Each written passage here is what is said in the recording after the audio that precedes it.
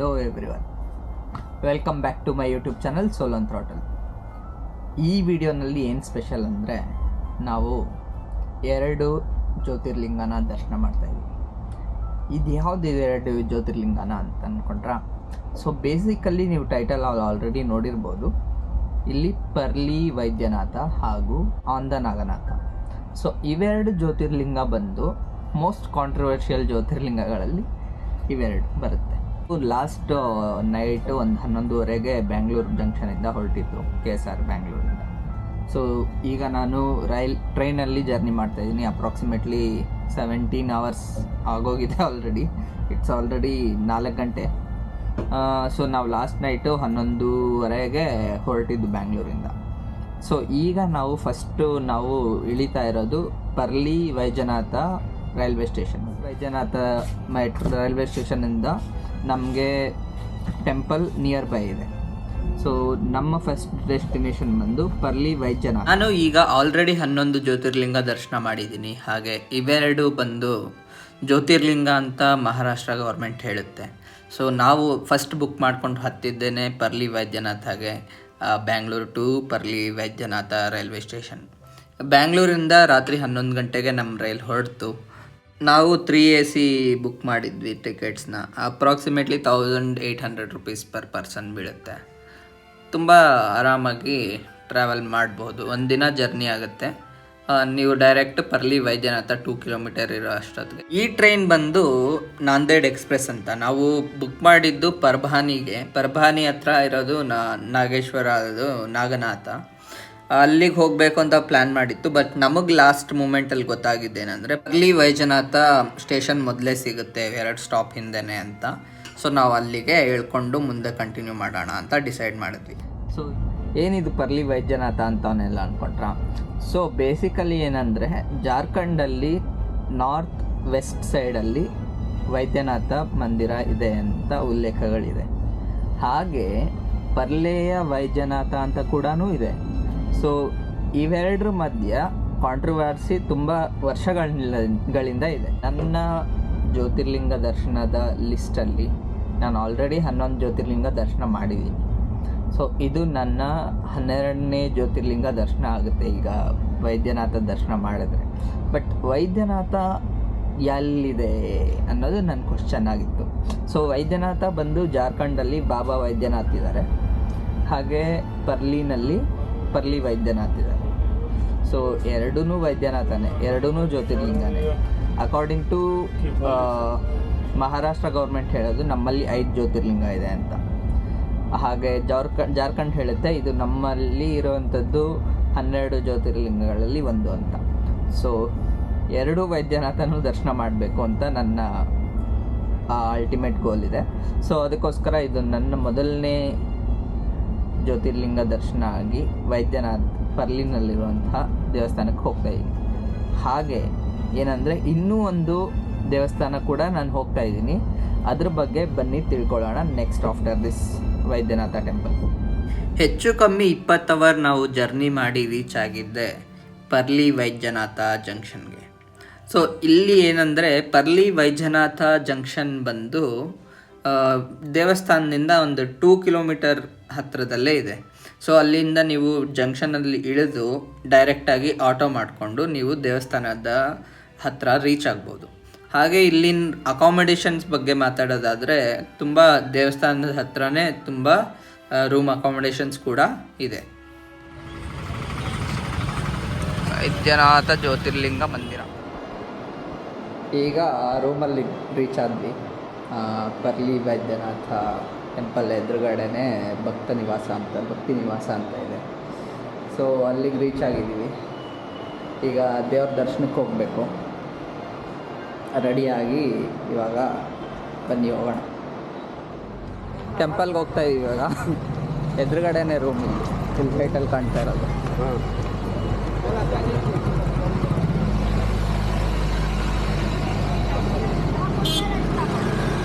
ಎದುರುಗಡೆ ಇದೆ ರೂಮ್. ಶ್ರೀ ವೈದ್ಯನಾಥ್ ಜ್ಯೋತಿರ್ಲಿಂಗ ದೇವಸ್ಥಾನ. ಓಂ ನಮಃ ಶಿವಾಯ.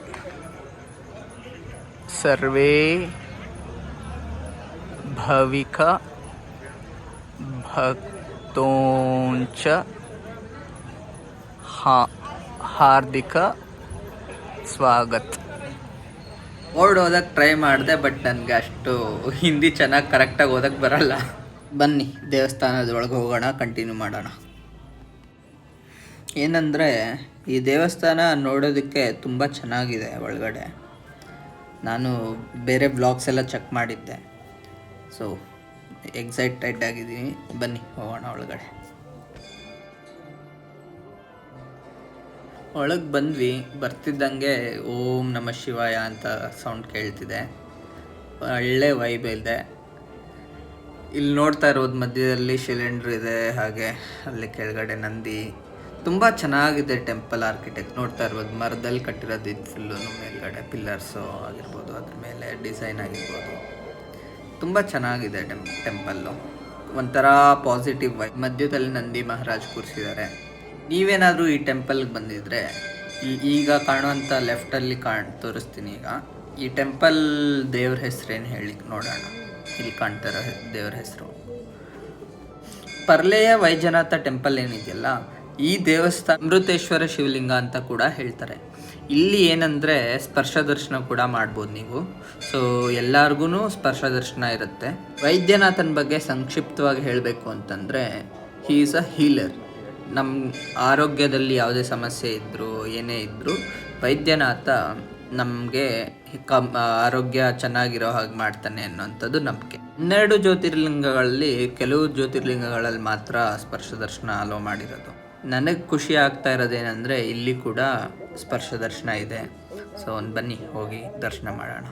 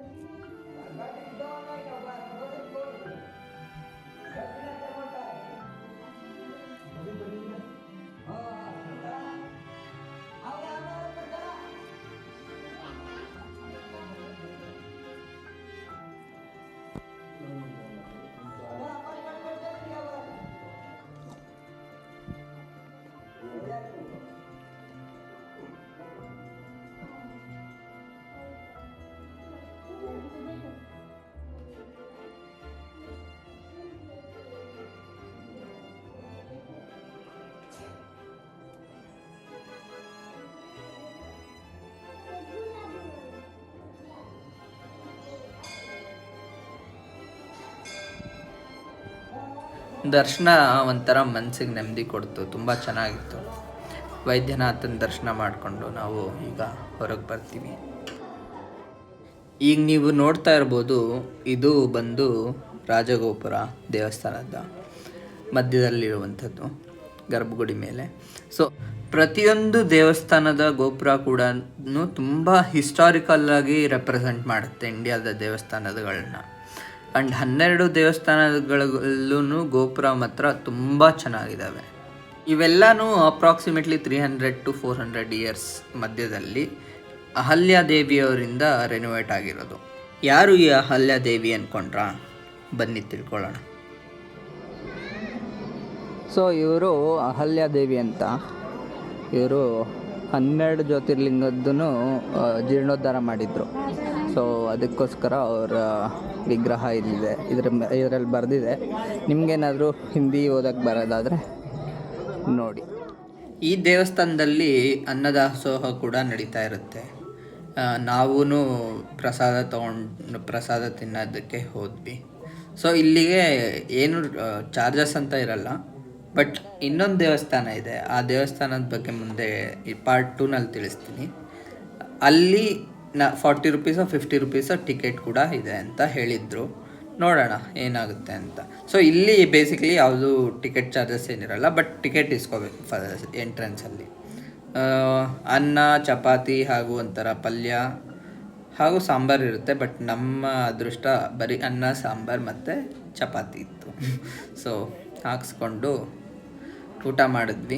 ಊಟ ಮಾಡಿಕೊಂಡು ರಿಟರ್ನ್ ರೂಮ್ಗೆ ಹೋಗಿ ನಮ್ಮ ವೈದ್ಯನಾಥ ದರ್ಶನನ ಮುಗಿಸಿದ್ವಿ. ಇದು ನಮ್ಮ ಡೇ 1 ಆಗಿತ್ತು.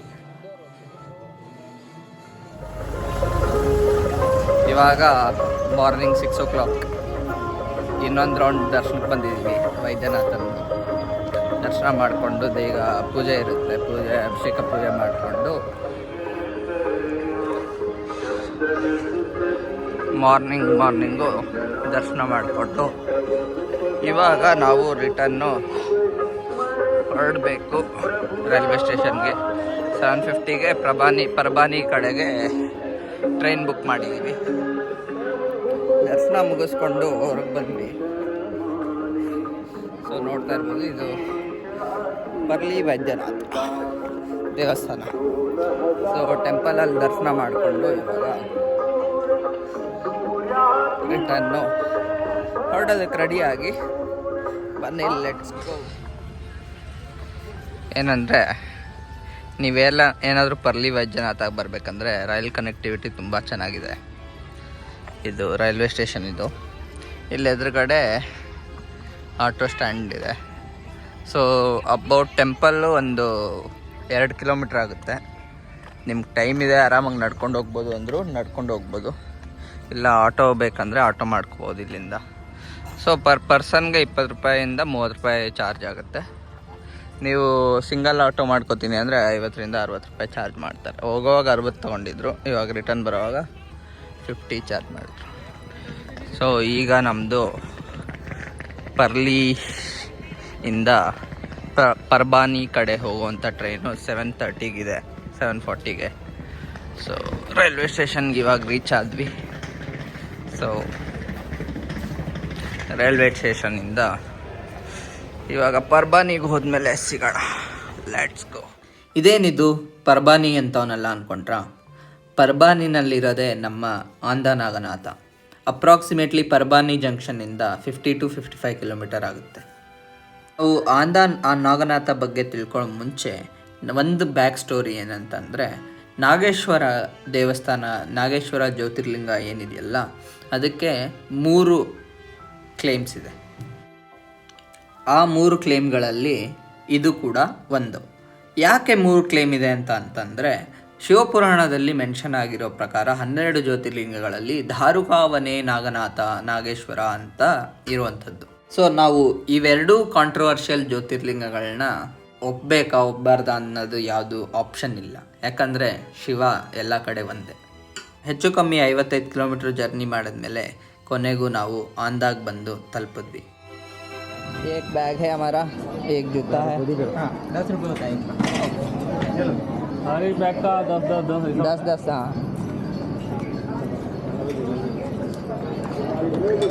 ನಾಗನಾಥ ಟೆಂಪಲ್ ಬಂದು ರೈಟ್ ಆಪೋಸಿಟ್ ಬಸ್ ಸ್ಟಾಪ್ ಇದೆ. ಸೊ ಅಪ್ರಾಕ್ಸಿಮೇಟ್ಲಿ 500 ಮೀಟರ್ ಮ್ಯಾಕ್ಸಿಮಮ್ ಆಗುತ್ತೆ ಅಷ್ಟೇ ದೇವಸ್ಥಾನಕ್ಕೆ ಎಂಟರ್ ಆಗೋದಕ್ಕೆ. ಅಷ್ಟು ಕ್ಲೋಸ್ ಆಗಿದೆ ಬಸ್ ಸ್ಟಾಪು. ನಾವು ಟೆಂಪಲ್ಗೆ ಎಂಟರ್ ಆಗ್ತಿದ್ದ ಹಾಗೆ ನಮಗೆ ಇಲ್ಲಿ ಹಿಂದ್ಗಡೆ ಬರ್ತಿದ್ದಾರಲ್ಲ ಬ್ಲೂ ಕಲರಲ್ಲಿ, ಅವರು ಹೇಳಿದ್ರು ಡೈರೆಕ್ಟ್ ದರ್ಶನ ಆಗುತ್ತೆ ಅಂತ.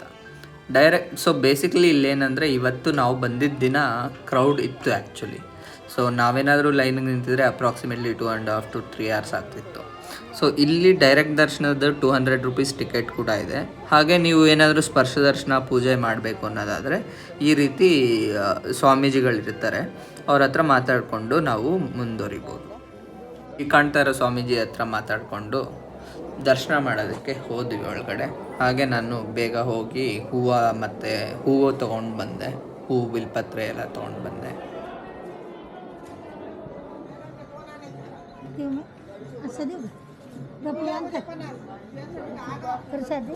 नहीं नहीं प्रसाद नहीं, बस फूल चढ़ाना। बुट्टी लेके आओ। हाँ हाँ 50 का है, ठीक है। ये प्रसाद चढ़ा, ये और थोड़ा ये चढ़ाते ना प्रसाद लगता। ಹೂವು ಬಿಲ್ಪತ್ರೆ ತೊಗೊಂಡು ಬಂದೆ. ಸೊ ನನಗೆ ಗೊತ್ತಾಗಿದ್ದೇನೆಂದರೆ, ನಾನು 200 ರೂಪಾಯಿ ಟಿಕೆಟ್ ಅಷ್ಟೇ ಅಂತ ಅಂದ್ಕೊಂಡಿದ್ದೆ, ಬಟ್ ಅದು ಆ್ಯಕ್ಚುಲಿ ಸ್ವಾಮೀಜಿಗಳು ಪೂಜೆ ಮಾಡಿಸ್ತಾರಂತೆ ಅಲ್ಲಿ ಒಳಗಡೆ. ಸೊ ಹೂವು ಇಟ್ಟು ನಾವು ಸ್ಪರ್ಶ ದರ್ಶನ ಕೂಡ ಮಾಡಬಹುದು ಅನ್ನೋದು ಗೊತ್ತಾಯಿತು. ಸೊ ಅವರು ಪ್ರಾಬ್ಲಿ ಎಕ್ಸ್ಟ್ರಾ ಒಂದು ಸ್ವಲ್ಪ ಚಾರ್ಜ್ ಮಾಡ್ತಾರೆ. ನಾವು ಮಾತಾಡಿದ್ರಾಯ್ತು ಅಂದ್ಕೊಂಡು ಸುಮ್ಮನಾದ್ವಿ. ಮೇನ್ ಡೋರ್ವರೆಗೂ ಎಂಟರ್ ಆಗೋವರೆಗೂ ನಾವು ಡೈರೆಕ್ಟು ದೇವಸ್ಥಾನಕ್ಕೆ ಹೋದ್ವಿ. ಅಲ್ಲಿ ಹೋದ್ಮೇಲೆ ಗೊತ್ತಾಯಿತು ನಾವು ಡೈರೆಕ್ಟ್ ಬಂದಿದ್ದೆ ಒಳ್ಳೆಯದಾಯಿತು ಅಂತ. ಯಾಕಂದರೆ ಅಪ್ರಾಕ್ಸಿಮೇಟ್ಲಿ ಇಲ್ಲ ಅಂದರೂ 1.5 to 2 hours ಲೈನಲ್ಲಿ ನಿಲ್ಲಬೇಕಾಗಿತ್ತು ನಾವು ಇಲ್ಲಿಗೆ ಬರೋ ಅಷ್ಟೊತ್ತಿಗೆ. ಏನಂದರೆ ನಾನು ನಾಗೇಶ್ವರ ಬಗ್ಗೆ ತಿಳ್ಕೊಳ್ಳುವಾಗ ನಾನು ನಾಗನಾಥಂದು ವೀಡಿಯೋಸ್ ನೋಡಿದ್ದೆ, ಆ ಟೆಂಪಲಲ್ಲಿ ಹೇಗಿರುತ್ತೆ ಏನು ಅಂತ. ಸೊ ಅದ್ರ ಪ್ರಕಾರ ನೋಡೋದಾದರೆ ಬ್ಲಾಗಿಂಗ್ ಮಾಡೋದಕ್ಕೇನು ಪ್ರಾಬ್ಲಮ್ ಇಲ್ಲ. ಯಾಕಂದರೆ ಕ್ಯಾಮ್ರಾ ಎಲ್ಲ ತೊಗೊಂಡು ಹೋಗಿ ಫುಲ್ಲು ದೇವಸ್ಥಾನದ ಗರ್ಭಗುಡಿ ಒಳಗಡೆ ವ್ಲಾಗ್ ಮಾಡಿರೋದೆಲ್ಲ ನಾನು ನೋಡಿದ್ದೆ. ಸೊ ಅದರಿಂದ ನಾನು ಏನು ಪ್ರಾಬ್ಲಮ್ ಇರುತ್ತೆ ಅಂತ ಅಂದ್ಕೊಂಡಿರಲಿಲ್ಲ. ಬಟ್ ಕ್ಯಾಮ್ರಾ ಆಫ್ ಮಾಡು ಅಂತ ಇದ್ದರು, ಆನಲ್ಲೇ ಇತ್ತು ಅದು. ಬಟ್ ದೇವ್ರ ದರ್ಶನ ಆಯಿತು ಚೆನ್ನಾಗಿ. ಬರ್ಲಿ ವೈದ್ಯನಾಥ ಕಂಪೇರ್ ಮಾಡಿದ್ರೆ ಇಲ್ಲಿ ಸ್ವಲ್ಪ ಕ್ರೌಡ್ ಜಾಸ್ತಿನೇ ಇತ್ತು ಕಂಪ್ಯಾರಿಟಿವ್ಲಿ. ಹಾಗೆ ನಾವು ಬಂದಿದ್ದು ಪ್ರಾಬ್ಲಿ ನಾವು ಅಲ್ಲಿ ಅರ್ಲಿ ಮಾರ್ನಿಂಗ್ ಮತ್ತು ಲೇಟ್ ನೈಟ್ ಹೋಗಿದ್ದಿದ್ದು ದರ್ಶನ ಮಾಡೋದಕ್ಕೆ. ಇಲ್ಲಿ ನಾವು ಮಿಡ್ ಡೇ ಇದ್ದಿದ್ದು. ಸೊ ಅದರಿಂದ ಏನಾದರೂ ಪ್ರಾಬ್ಲಮ್ ಆಯಿತು ಅನಿಸುತ್ತೆ, ಬಟ್ ಗೊತ್ತಿಲ್ಲ.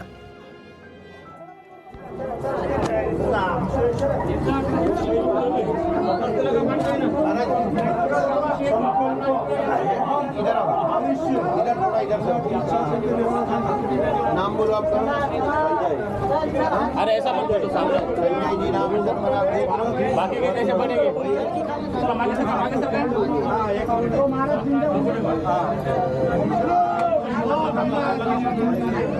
चलो आगे से हां एक मिनट तो मारो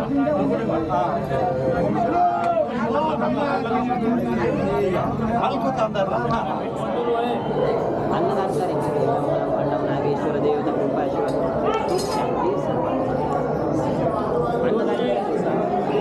बस एक ही ये देता होता है कि हर जगह घूमते रहेंगे। हाँ, वो पूरा कवर करता रहता है। अगर आपको रिकॉर्ड करना है तो ऐसे पकड़ने का ज़रूरत नहीं है। हाँ ऑटोमेटिक घूमता हो, ऑटोमेटिक वो होता रहता है। श्री शैल्य मल्लिकार्जुनम उज्जलंतमहंकारं ओंकारं मलेश्वरं अनल्यां वैद्यनाथं च दान्तिन्यां भीमशङ्करं सेतु वन्दे तु रामेशं नागेशं दारुकावणे वाराणस्यां च विश्वेशं त्र्यम्बकं गौतमीतटे हिमालये केदारं कृष्णेशं हिमालये एतानि ज्योतिर्लिङ्गानि सायं प्रातः पठन्नराः सप्तजन्म कथं पापं स्मरणेन विनश्यति। नमः पार्वतीपते हर हर महादेव।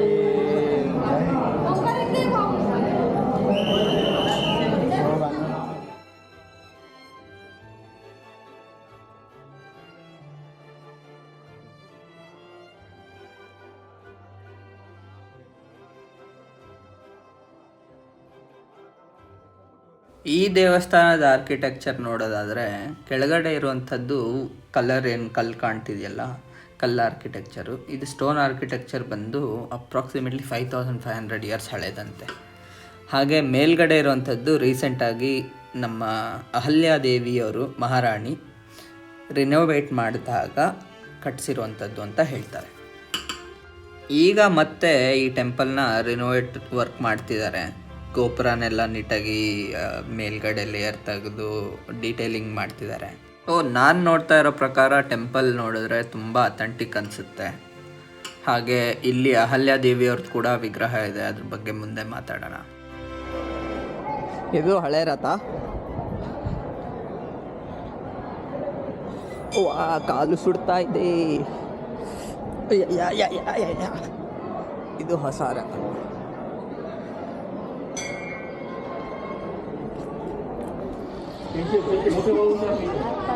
ಹಳೆ ಟೆಂಪಲ್ಲು. ಕೆಳಗಡೆದು ಪಾಂಡವರ ಕಾಲಕ್ಕೆ ಲಿಂಕ್ ಆಗುತ್ತೆ, ಮೇಲ್ಗಡೆದು ಡೆಸ್ಟ್ರಾಯ್ ಆಗಿದ್ದನ್ನು ಜೀರ್ಣೋದ್ಧಾರ ಮಾಡಿಸಿದಾಗ ಇದನ್ನು ರೀಕನ್ಸ್ಟ್ರಕ್ಷನ್ ಮಾಡಿಸಿರೋದು ಮೇಲ್ಗಡೆ ಟೆಂಪಲ್ಲು. ಸೊ ಅದ್ರ ಪ್ರಕಾರ ಇದು ಬಂದು 12 ಜ್ಯೋತಿರ್ಲಿಂಗಗಳಲ್ಲಿ ಒಂದಾದಂಥ ನಾಗೇಶ್ವರ ಅಂತ ಕನ್ಸಿಡರ್ ಆಗುತ್ತೆ. ಸೊ ಇವಾಗ ಇದು ದೇವಸ್ಥಾನ ನೋಡ್ತಾ ಇರ್ಬೋದು. ಇವರು ಬಾಬಾ ನಾಮದೇವ್ ಅಂತ ಇವರು ಬಾಬಾ. ಏನಂದರೆ ಈ ಟೆಂಪಲ್ದು ಸ್ಟೋರಿ, ಈ ಟೆಂಪಲ್ಲೇ ಫುಲ್ಲು ಪಶ್ಚಿಮದ ಕಡೆಗೆ ತಿರುಗಿದೆ ಅಂತ. ಇವರು ಪೂಜೆ ಮಾಡ್ತಾ ಇದ್ದಾಗ ಈ ಕನಕದಾಸರು ಉಡುಪಿನಲ್ಲಿ ಕೃಷ್ಣ ತಿರುಗಿರೋ ಥರ ಇದೆಯಲ್ಲ, ಆ ರೀತಿ ಬಾಬಾ ನಾಮದೇವರೋಸ್ಕರ ದೇವಸ್ಥಾನ ಫುಲ್ಲು ಈ ಕಡೆ ಡೈರೆಕ್ಷನ್. ಈ ಊಟಕ್ಕೆ ಕೂಡ ಫೆಸಿಲಿಟಿ ಇದೆ, ಆದರೆ ಇದು ದಾಸೋಹ ಅಲ್ಲ. ಇಲ್ಲಿ 50 ರೂಪೀಸ್ ಏನೋ ಚಾರ್ಜಸ್ ಇರುತ್ತೆ, ಬಟ್ ಅನ್ಲಿಮಿಟೆಡ್ ಊಟ ಇರುತ್ತೆ. ತುಂಬ ಚೆನ್ನಾಗಿತ್ತು. ಇಲ್ಲಿ ನಾನು ಅವಾಗಲಿಂದ ಮೆನ್ಷನ್ ಮಾಡ್ತಾ ಇದ್ದೀನಿ, ಅಹಲ್ಯಾದೇವಿ ಮಹಾರಾಣಿ ಜೀರ್ಣೋದ್ಧಾರ ಮಾಡಿದ್ರು ಅಂತ. ಅವ್ರ ಬಗ್ಗೆ ಸಂಕ್ಷಿಪ್ತವಾಗಿ ಹೇಳಬೇಕು ಅಂದರೆ ಬನ್ನಿ, ಇಲ್ಲಿ ಅವ್ರ ವಿಗ್ರಹ ಇದೆ, ನೋಡಿ ತಿಳ್ಕೊಳ್ಳೋಣ. ಇವರು ಅಹಲ್ಯಾದೇವಿಯವರು. ಏನಂದರೆ 12 ಜ್ಯೋತಿರ್ಲಿಂಗಗಳದ್ದು ಜೀರ್ಣೋದ್ಧಾರ ಮಾಡಿದಂಥ ರಾಣಿಯವರು. ಇವ್ರ ಬಗ್ಗೆ ಹೇಳ್ಬೇಕಂದ್ರೆ, ಈ ಜ್ಯೋತಿರ್ಲಿಂಗನ ದೇವಸ್ಥಾನ ಏನಿದೆಯಲ್ಲ, ಇದು 5000 ವರ್ಷ ಹಳೆಯದು. ಆದರೆ ಕೆಳಗಡೆ ಇರೋ ಪಾರ್ಟ್ ಮಾತ್ರ 5000 ವರ್ಷ ಹಳೆಯದು. ಮೇಲ್ಗಡೆ ಇರೋದು ಎಲ್ಲ ಡೆಸ್ಟ್ರಾಯ್ ಆಗಿತ್ತು. ಸೊ ಆ ಡೆಸ್ಟ್ರಾಯ್ ಆಗಿದ್ದ ಟೆಂಪಲ್ನ ಮತ್ತೆ ಜೀರ್ಣೋದ್ಧಾರ ಮಾಡಿ ಮರುಸ್ಥಾಪನೆ ಮಾಡಿ ಪ್ರಾಣ ಪ್ರತಿಷ್ಠಾಪನೆ ಮಾಡಿಸಿದಂಥವ್ರು ಇವರು. ನಾವು ಆಂಧನಾಗನಾಥನ ದರ್ಶನ ಮಾಡಿಕೊಂಡು ಅಲ್ಲಿಂದ ರಿಟರ್ನ್ ಪರ್ಬಾನಿ ಕಡೆಗೆ ಹೊರಟ್ವಿ. ಯಾಕಂದರೆ ನಮ್ಮದು next morning return ticket Parbhani to Bangalore book ಆಗಿದೆ. ಏನಂದರೆ ನಾವು ಪರ್ಬಾನಿ ಸ್ಟೇಷನಲ್ಲಿ ಬೆಳಗ್ಗೆ ಇಳಿದಾಗ ಒಂದು ಬೋರ್ಡ್ ಇತ್ತು. ಆ ಬೋರ್ಡಲ್ಲಿ ಬರೆದಿತ್ತು ಏಷ್ಯಾದ ಅತಿ ದೊಡ್ಡ ಪಾದರಸದ ಜ್ಯೋತಿರ್ಲಿಂಗ ಅಂತ. ಪಾದರಸ ಅಂದರೆ ಗೊತ್ತಲ್ಲ, ಮರ್ಕ್ಯುರಿ. ಸೊ ಮರ್ಕ್ಯುರಿಯಿಂದ ಜ್ಯೋತಿರ್ಲಿಂಗ ಹೇಗೆ ಮಾಡ್ತಾರೆ ಅನ್ನೋದು ನನ್ನ ಕ್ಯೂರಿಯಾಸಿಟಿ ಆಗಿತ್ತು. ಏನಂದರೆ ಮರ್ಕ್ಯುರಿ ಒಂದು ಮೆಟಲ್ ಆಗಿದ್ದರೂ ಅದು ರೂಮ್ ಟೆಂಪ್ರೇಚರಲ್ಲಿ ಮೆಲ್ಟ್ ಆಗೋಗುತ್ತೆ. ಸೊ ಈ ಮೆಲ್ಟ್ ಆಗುವಂಥ ಮೆಟಲ್ನ ಇಟ್ಕೊಂಡು ಹೆಂಗೆ ಶಿವಲಿಂಗ ಮಾಡಿದ್ರು ಅನ್ನೋದು ನನ್ನ ಕ್ಯೂರಿಯಾಸಿಟಿ ಆಗಿತ್ತು. ಹಾಗೆ ನಾನು ನೋಡಲೇಬೇಕು ಅಂತ ಅಲ್ಲಿಗೆ ಹೋಗೋಣ ಅಂತ ಪ್ಲ್ಯಾನ್ ಮಾಡಿದ್ವಿ. ಸೊ ನಾವು ರಿಟರ್ನು ಒಂದು 3 o'clockಗೆ ನಮ್ಮ ರಿಟರ್ನ್ ಜರ್ನಿ ಟುವರ್ಡ್ಸ್ ಪರ್ಬಾನಿ ನಾವು ಬಂದಿದ್ದ ಆಟೋನಲ್ಲೇ ರಿಟರ್ನ್ ಹೊರಟ್ವಿ. ನಾವು ಹೆಚ್ಚು ಕಮ್ಮಿ ಬೆಳಗ್ಗೆ 6:30ಗೆ ದರ್ಶನ ಮುಗಿಸ್ಕೊಂಡು 7 ಗಂಟೆಗೆ ಟ್ರೈನ್ ಹತ್ತಿ ಪರ್ಲಿ ವೈದ್ಯನಾಥದಿಂದ ಆ ಪರ್ಬಾನಿ ಕಡೆಗೆ ನಾವು ಬಂದಿದ್ದು ಅಪ್ರಾಕ್ಸಿಮೇಟ್ಲಿ 10:30ಗೆ. 10:30ಯಿಂದ ನಾವು ರಿಟರ್ನ್ ಇಲ್ಲಿ ಆಂಧನಾಗನಾಥಗೆ ರೀಚ್ ಆಗೋಷ್ಟರಲ್ಲಿ 12:30 ಆಗಿತ್ತು. 12:30ಯಿಂದ ದೇವಸ್ಥಾನ ದರ್ಶನ ಮಾಡಿಕೊಂಡು ಅಲ್ಲಿ ಊಟ ಮಾಡಿಕೊಂಡು ಅಲ್ಲಿಂದ ಹೊರಡೋ ಅಷ್ಟರಲ್ಲಿ ನಾವು ಅಪ್ರಾಕ್ಸಿಮೇಟ್ಲಿ ಈಗ 3 ಗಂಟೆ ಆಗಿದೆ. ನಾವು ಪರ್ಬಾನಿ ರೀಚ್ ಆಗೋಷ್ಟರಲ್ಲಿ 4 o'clock ಆಗುತ್ತೆ ಅಂತ ನಮ್ಮ ಎಕ್ಸ್ಪೆಕ್ಟೇಷನ್. ಸೊ ಈಗ ನಾವು ಫಸ್ಟು ಒಂದು ರೂಮ್ ಮಾಡಿಕೊಂಡು ಒಂದು 2 hours ರೆಸ್ಟ್ ಮಾಡಿ ಅಲ್ಲಿಂದ ನಾವು ನೆಕ್ಸ್ಟ್ ಹೋಗೋಣ ನಾವು ನೋಡಿದಂಥ ಪಾದರಸದ ಶಿವಲಿಂಗ ದರ್ಶನ ಮಾಡೋದಕ್ಕೆ.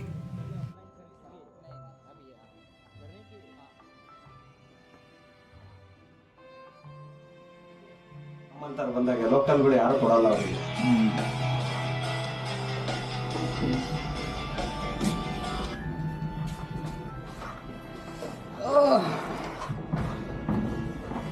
ಪರ್ಬಾನಿಲ್ ರೂಮಿಗೆ ಬರ್ತಾ ಇದ್ದೀವಿ ಇವಾಗ.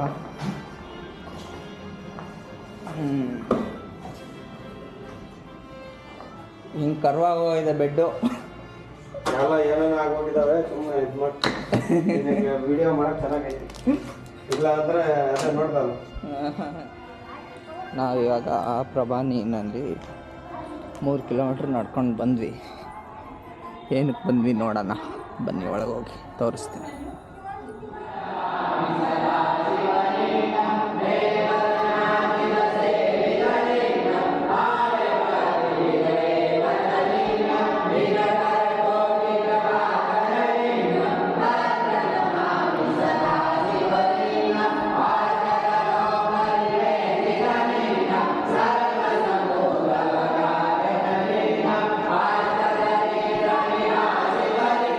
ನಾವು ದೇವಸ್ಥಾನದ ರೀಚ್ ಆಗಿದ್ದ ಟೈಮಲ್ಲಿ ಅಪ್ರಾಕ್ಸಿಮೇಟ್ಲಿ 7 o'clock ಆಗಿತ್ತು.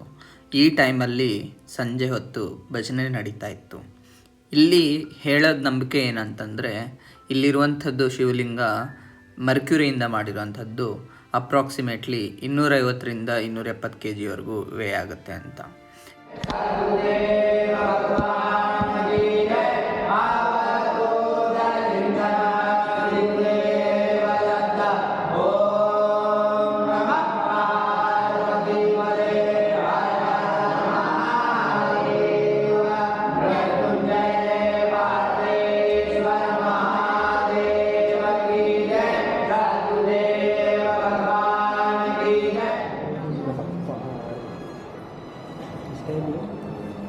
भैया ये मर्क्यूरी का जो है वो ऊपर का कोटिंग है या पूरा शिवलिंग उसी पे लगे?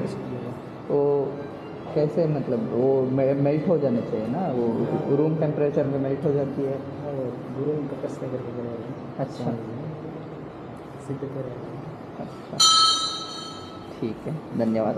वही मेरा डाउट था कि मर्क्यूरी तो रूम टेम्परेचर में मेल्ट हो जाता है। हाँ तो अच्छा अच्छा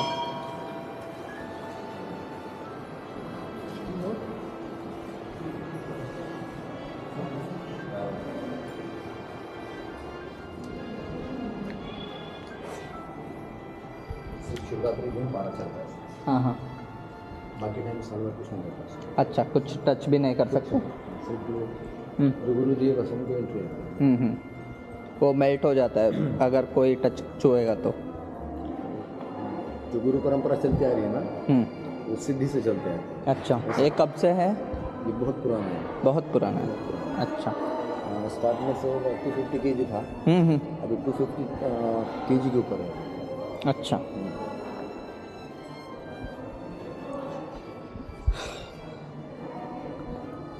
क्या आ गए? आपके भाग्य जो था दर्शन होना, हाँ, एशिया का सबसे बड़ा है। अच्छा, हाँ वही लिखा था वहाँ पे, तो हमने लोग सोचा कि ये क्या है, देख ही लेते हैं। ಏನಂದರೆ ಪಾದರಸದಿಂದ ಮಾಡಿರುವಂಥ ಶಿವಲಿಂಗ ಅತಿ ಹೆಚ್ಚು ರೇರ್ ಆಗಿರುತ್ತೆ, ಎಲ್ಲ ಕಡೆ ನಿಮಗೆ ಅದನ್ನು ನೋಡೋಕ್ಕೆ ಸಿಗಲ್ಲ. ಸೊ ಇಲ್ಲಿ ಮಾಡಿರುವಂಥ ಈ ಶಿವಲಿಂಗನ ದರ್ಶನ ಮಾಡೋದ್ರಿಂದ 12 ಜ್ಯೋತಿರ್ಲಿಂಗಗಳಲ್ಲೂ ದರ್ಶನ ಮಾಡಿದಂಥ ಫಲ ನಿಮಗೆ ಸಿಗುತ್ತೆ ಅಂತ ಹೇಳ್ತಾರೆ. ನಮ್ಮ ಸಂಸ್ಕೃತಿಯಲ್ಲಿ ನಾವು ಕಲ್ತು ಬಂದಿರೋದೇನೆಂದರೆ ದೇವರು ಎಲ್ಲ ಕಡೆ ಇದ್ದಾನೆ. ಹಾಗೆ 12 ಜ್ಯೋತಿರ್ಲಿಂಗಗಳೇ ಇರಬಹುದು 12 ಜಾಗದಲ್ಲಿ, ಆದರೆ ಇವೆರಡೂ ಜ್ಯೋತಿರ್ಲಿಂಗ ಅಲ್ಲ ಅಂತ ನಾವು ಹೇಳೋದಕ್ಕಾಗಲ್ಲ. ಸೊ ಶಿವಪ್ಪ ಎಲ್ಲ ಕಡೆ ಹಲವಾರು ರೂಪಗಳಲ್ಲಿ ಕೂತಿರ್ಬೋದು, ಆದರೆ ಶಿವಪ್ಪನೇ. ಸೊ ಯಾವುದೇ ಜ್ಯೋತಿರ್ಲಿಂಗ ಆದರೂ ಎಲ್ಲ ಜ್ಯೋತಿರ್ಲಿಂಗನೇ. 12 ಜ್ಯೋತಿರ್ಲಿಂಗಗಳ ಜೊತೆ ಮತ್ತು ಇವೆರಡನ್ನು ದರ್ಶನ ಮಾಡೋದ್ರಿಂದ ನಮ್ದು ಕಳ್ಕೊಳ್ಳೋಂಥದ್ದೇನಿಲ್ಲ. ಆ ಶಿವನ ಮತ್ತೊಂದು ರೂಪ ಕಾಣ್ತೀವಿ ಅಷ್ಟೇ. ಈಗ ಹೇಳ್ತಾ ನಾನು ಈ ವಿಡಿಯೋನ ಇಲ್ಲಿಗೆ ಎಂಡ್ ಮಾಡೋಕ್ಕೆ ಇಷ್ಟಪಡ್ತೀನಿ. Once again thank you all for watching this video. Follow ಮಾಡಿಲ್ಲ, ಸಬ್ಸ್ಕ್ರೈಬ್ ಮಾಡಿಲ್ಲ ಅಂದರೆ ಖಂಡಿತ ಸಬ್ಸ್ಕ್ರೈಬ್ ಮಾಡಿ. ನಾನು ಇನ್ನೂ ಮತ್ತೆ ಹೊಸ ವೀಡಿಯೋಗಳ ಜೊತೆ ಬರ್ತಾ ಇರ್ತೀನಿ. ಎಲ್ಲ ಬೆಲ್ ಐಕಾನ್ ಒತ್ತಿ ನೋಟಿಫಿಕೇಷನ್ಸ್ ಬರುತ್ತೆ. See you all in next video. Thank you, love you all. Also ಇನ್ಸ್ಟಾಗ್ರಾಮಲ್ಲಿ ಫಾಲೋ ಮಾಡಿಲ್ಲ ಅಂದರೆ ಇನ್ಸ್ಟಾಗ್ರಾಮಲ್ಲಿ ಫಾಲೋ ಮಾಡಿ ಲೈವ್ ಅಪ್ಡೇಟ್ಸ್ಗೆ. Thank you all, see you in next video. Bye bye.